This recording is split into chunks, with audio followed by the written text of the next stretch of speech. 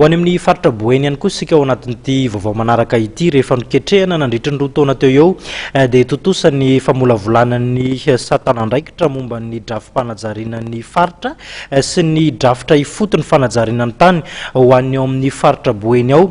Ny ministra Narsandra Fidimanana moa no nisolotenan'ny fanjakana malagasy tamin'ny fandraisana izany ezaka goavana vitan'ny tompon'andraikitra sy ireo teknisianina ao amin'ny faritra Boeny zany. Tato-pavoary.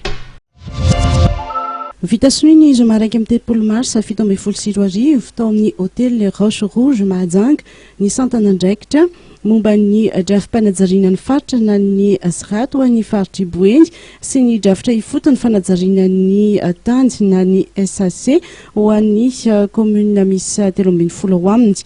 Nandritry ny roa taona no nandrafetana azy ireo ary niarahisa lata amin'ireo manampaizana manokana ny teknisiany ny faritra Boeny sy ny ben'ny tanàna ny sampandra-panjakana isan-tsokajy ny tariny tao amin'ny fanajarianan'ny Tandy.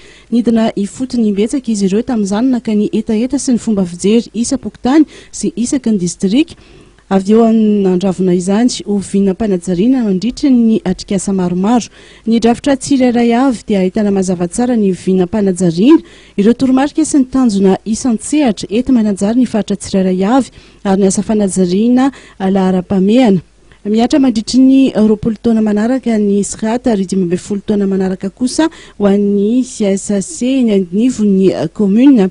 Ny ministra eo ambany fiadidian'ny Repoblika misana ny tetikasan'ny filoham-pirenena, ny fampitaovana ary ny fanajariana amin'ny Tandy, Rafidimanana Narsson notrony ny tare jeneraly ny fanajariana amin'ny Tandy no tonga nanatrika ny lanonana fanaovan-tsony sy fanolorana ireo boky ny fanajariana karazany roa ireo.